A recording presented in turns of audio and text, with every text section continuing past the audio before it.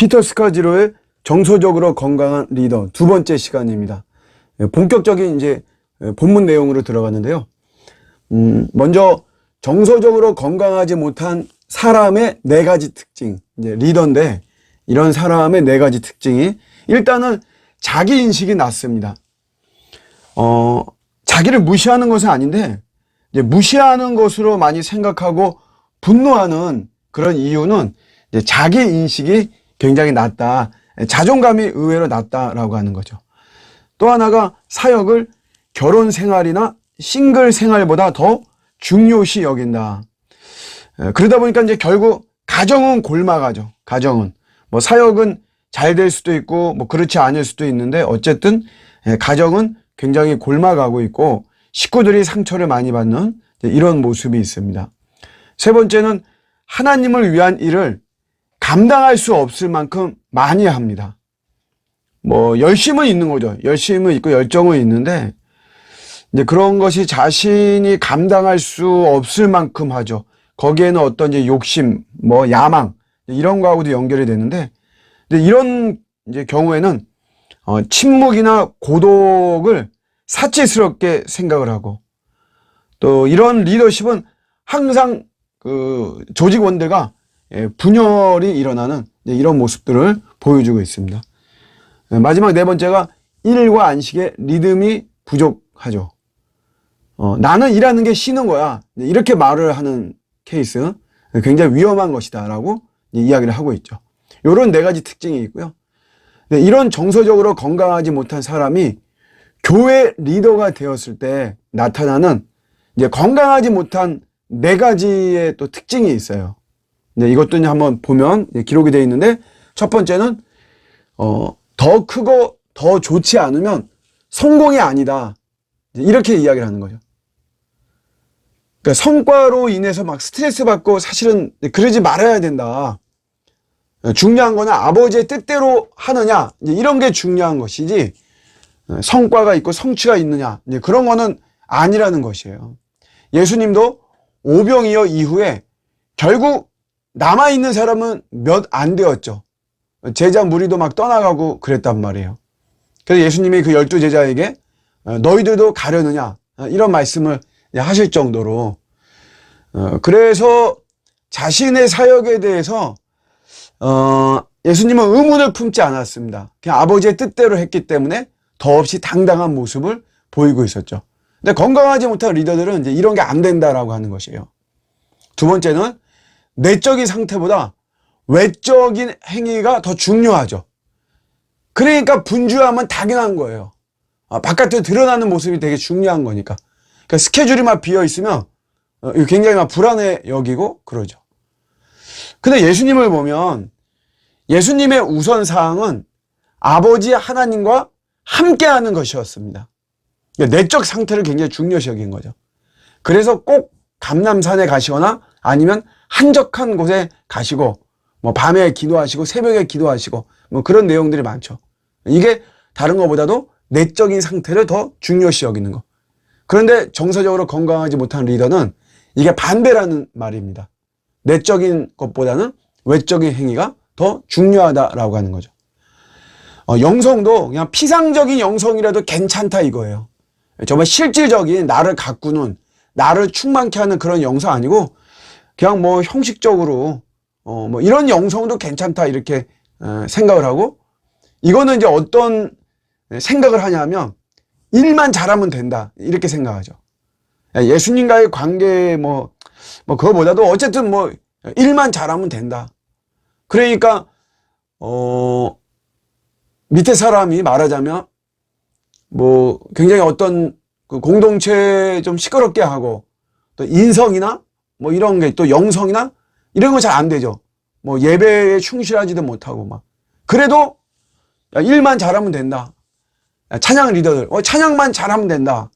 뭐 찬양하고 할 때는 또 막 은혜롭게 하고 막 그러잖아요. 그렇게만 하면 되는 거지. 피상적인 영성도 괜찮다라고 하는 근데 그런 게 정서적으로 건강하지 못한 교회 리더의 특성입니다. 그거를 이야기하고 있고 또 하나는 성과가 있다면 괜히 분란을 일으키지 말아라. 이제 이게 이 앞에 피상적인 영성에 그 일만 잘하면 된다라고 하는 거하고 좀 연결이 되는 건데요. 그러니까 문제가 생겼을 때 괜히 문제를 바로잡겠다고 나섰다가 잘 달리는 열차가 멈추면 어떠냐, 어떻게 하냐. 그래서 그냥 지금 그냥 저렇게 문제가 있어도 어쨌든 열매는 있지 않냐. 그러니까 괜히 시끄럽게 할 필요가 없다. 이제 요렇게 나온다는 것이에요. 주로 이 특징들이. 요렇게 이제 네 가지를 언급을 했는데, 요게 다 이제 이 피카스카지로의 경험 속에서 나온 거죠. 그럼 이제 어떻게 정서적으로 건강한 리더가 될 수 있느냐? 일단은 시간이 걸린다는 거를 이야기를 하고 있고요. 내적인 삶을 다루는 네 가지 처방과 외적인 삶을 다루는 네 가지 처방을 나누어서 이야기를 하고 있어요. 이 책은 이제 그 8가지의 처방을 말하자면 쓴 책입니다. 그래서 오늘은 이제 내적인 삶을 보수하는 네 가지 처방을 제가 다루려고 하는데요. 일단 이제 하나 보겠습니다. 첫 번째는 자신의 쓴뿌리를 하나님의 빛 아래에 두라. 뭔 말이냐면 사람은 쓴뿌리, 그림자라고 표현하거든요. 이 그림자가 있다는 거예요. 누구다 다. 그래서 그 그림자를 해결해야 된다는 거죠. 그림자가 뭐냐 하면 말 그대로 그림이 지는 거잖아요. 어두운 거. 길들이지 않은 감정들. 그냥 해결하지 않고 덮어놨던 어떤 그런 것들. 이런 게 이제 나중에 우리 육체적인 질병으로는 암이나 이런 어떤 질병이 된다는 거잖아요. 근데 이런 길들이지 않은 감정들이 있고 또 순수하지 않은 동기와 생각들의 집합들. 이게 그림자란 말이에요. 이것이 비판이나 분노, 질투, 정욕, 탐욕, 미움, 완벽주의, 이런 식으로 어떤 악한 행동으로 이제 표출이 되는 거죠. 저자는 이런 그림자를 무시하지 마라. 자신의 그림자를 무시하면 절대 타인을 잘 섬길 수 없다고 이야기합니다. 예를 들어서 나도 내 병을 모르면, 병이 있는데 내 병을 좀 내가 이렇게 직시하고 막 이래야 되는데 그러지 않고 막 무시하고 막 그러면 내 병을 모르면 남의 병도 모른다는 것이에요. 자신의 그림자를 해결하지 않은 사람은 타인의 그림자를 절대로 해결할 수 없다는 거죠. 이런 말을 합니다. 예수님이 마음속에 계실지 몰라도, 그러니까 본인 교회 이야기예요. 성도들 이렇게 케어하고 하면서 하는 이야기인데, 우리 성도들한테는 예수님이 마음속에 계실지 몰라도 뼛속에는 조상이 살고 있다. 이제 이 교회에는 이제 그런 이야기가 있어요. 왜냐하면 이민자들로 이루어진 교회잖아요. 75개국에 이민 온 사람들로 주로 이루어진 교회고 하다 보니까 다 여러분 자기들 이제 그 조상이 있는 거예요. 이 목사님도 본인 이야기하는데, 그러니까 가계도에 대한 지금 이야기도 하는 거예요. 가계도. 그러니까 우리 어떤 민족성, 또 내 가문, 이런 속에 그 흐르는 그 안 좋은 분위기 있잖아요. 그렇다고 해서 예전에 한때 유행했던 가게에 흐르는 저주를 끊어라. 그런 이야기는 아닙니다. 근데 이 목사님도 이제 본인이 이탈리아 계통의 이민자인데, 자기가 이제 버림받을까봐 굉장히 두려워하고 사람들의 눈치를 살피는 그런 그림자가 있다는 거예요. 이게 왜 그러냐면은 이민 온 거죠, 이민. 자기 아버지 때서부터 이민 오고, 그 이민 오니까 이제 아무래도 막 눈치 보고 막 그러잖아요. 뒤처지면 어떡하나. 그런 것들이 자기에게도 그림자로 있다라고 하는 거예요. 그러니까 이런 쓴뿌리, 이런 그림자가 다 있는데, 이런 거를 해결해야지만이 건강한 리더가 될 수 있다는 거예요. 어떻게 해결하느냐? 이제 그건 당연히 복음이죠. 예수님을 만나고 하는 건데, 일단은 그런 그림자가 자기에게 있다는 것을 이제 알아야 된다라고 하는 겁니다.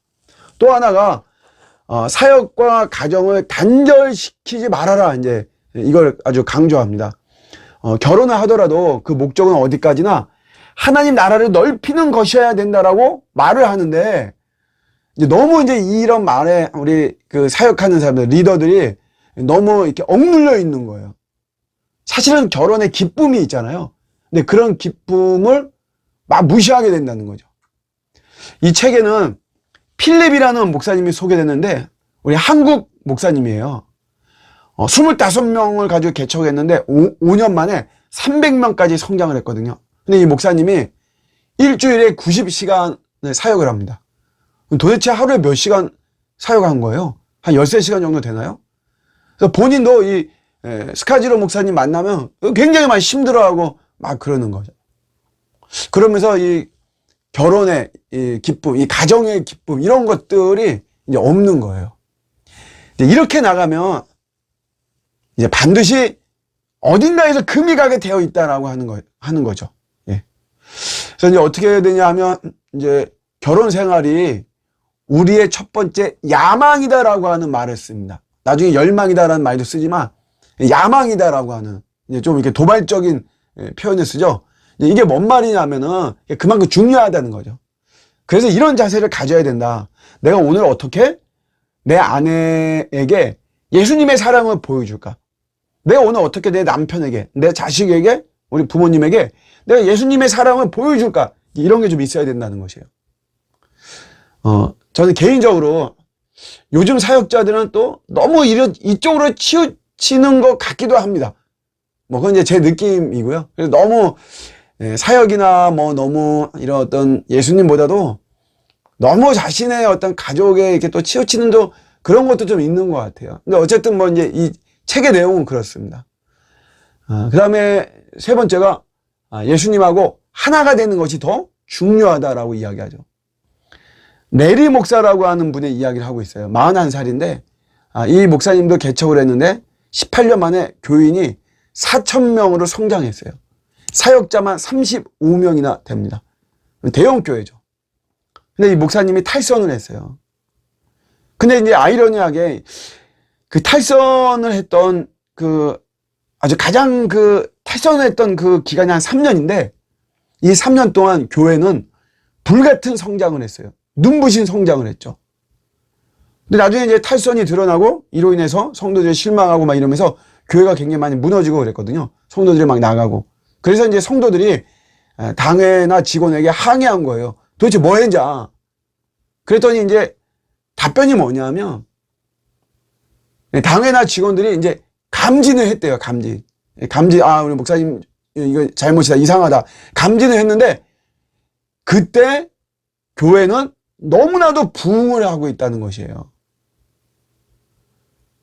유진 피터슨 목사님이 이런 말을, 이 책에 나오는 건 아닌데요. 성공하는 목회자가 목회 변질을 하면, 변질을 했단 말이에요. 그 목회 변질의 요인이 뭐냐면 그 중에 하나가 하나님의 은혜라는 거예요. 왜 그 목사님에게 임했던 그 하나님의 은혜가 오히려 변질이가 타락하게 되는 이런 모습이 됐다는 거죠. 이 레리 목사 이분도 마찬가지죠. 그래서 주님과 연합하는 것이 굉장히 중요한 것이다. 이것이 더 중요하다. 부흥이나 뭐 성장이나 이런 것보다도 본인이 그 교회 전체가 주님과 연합하고 사랑하는 것, 이것이 가장 우선적이고 중요하다. 사탄이 절대 모방하지 못하는 게 바로 예수님과의 사랑이다라고 하는 거죠. 속도를 늦출 것을 이야기하고 있고요. 빛의 속도로 살다가는 영혼이 일그러진다. 하나님과의 시간을 무시하면 반드시 장기적인 대가를 치른다. 이런 이야기를 하고 있고요.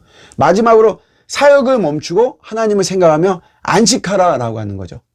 안식의 이제 네 가지를 이야기합니다. 멈춘다, 쉰다, 즐긴다, 생각한다. 멈춘다는 무조건 일을 손에서 놓는다는 거예요. 본인은 금요일 6시부터 토요일 6시까지는 아무도 안 한대요. 우리 미국 문화니까 우리하고 조금 다른가 봐요. 자기는 뭐 집필이나 강연 준비, 그러니까 설교 준비 같아. 그것도 안 한대요. 그 시간에는. 뭐 이메일이나 전화나 이런 건 전혀 안 한다. 그냥 멈춘다는 거죠. 무조건 일을 손에서 놓는다. 좀 따라하기는 좀 어려운 것 같아요. 이거는. 근데 어쨌든 뭐 이렇게 말씀하고 계시고, 두 번째는 쉰다. 심신 회복의 시간으로 삼는다는 거죠. 이제 존 스토트 이야기는 이 책에 나오는 건 아닌데, 존 스토트 목사님도 자기의 어떤 이 사역의 그 활력이 됐던 것 중에 하나가 낮잠을 배웠다는 낮잠. 자기 낮잠을 배웠다. 쉰다는 것이고, 세 번째가 즐긴다는 거예요. 즐긴다. 예, 자신은 자연을 즐기고요. 그 아내는 이제 음식, 그 사모님은 이제 식도락이라 그래요. 예, 그래서 이제 그렇게 즐기면서 이렇게 안식을 하고요. 그 다음에 이제 생각한다. 생각한다.